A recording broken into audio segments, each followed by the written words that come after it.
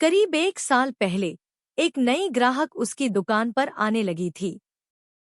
सिया, एक कामकाजी महिला, जो शहर के पुराने हिस्से में स्थित एक छोटी सी पब्लिशिंग हाउस में कंटेंट राइटर का काम करती थी। 30 के करीब की सिया, सांवले रंग पर निखार और उसकी आंखों में एक अलग सी चमक थी। वह हमेशा एक पुरानी डायरी और पेंसिल अपने साथ रखती थी और चाय की चुस्कियों के बीच उसकी उंगलियां पन्नों पर तेजी से चलती रहती थी। कबीर ने धीरे धीरे जान लिया था कि दफ्तर के काम के अलावा वह अपनी कविताएं लिखती है, यह उसका असली जुनून था। कभी कभी वह सिया के चेहरे पर एक गहरी सोच देखता, कभी एक हल्की मुस्कान और कभी एक अनकही उदासी।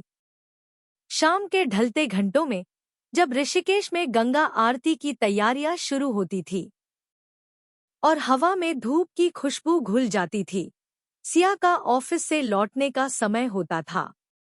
घर लौटते हुए सिया अक्सर कबीर की दुकान पर अपनी पसंदीदा हल्की अदरक वाली कड़क चाय के लिए आती थी। कबीर उसे बिना कहे ही वह चाय बना देता था। सिया बस एक हल्की मुस्कान देती और दुकान के बाहर बनी बेंच पर बैठ जाती, जहां से वह गंगा में तैरते दीपकों और पहाड़ों पर पड़ती आखिरी सुनहरी रोशनी को देखती हुई अपनी डायरी में खो जाती। ये कुछ पल उसके लिए पूरे दिन की थकान के बाद की शांति होते थे, जहां वह खुद को फिर से तरोताजा महसूस करती थी। एक दिन बारिश अचानक आ गई। सिया जल्दी में थी और अपनी डायरी बेंच पर ही भूल गई। कबीर ने उसे जाते हुए देखा, लेकिन तब तक वह गलियों में गुम हो चुकी थी। उसने डायरी उठाई। पुरानी सी, पन्नों पर स्याही के धब्बे और किनारे मुड़े हुए। उसने उसे सुरक्षित अपनी दराज में रख दिया। अगले दिन शाम को सिया आई।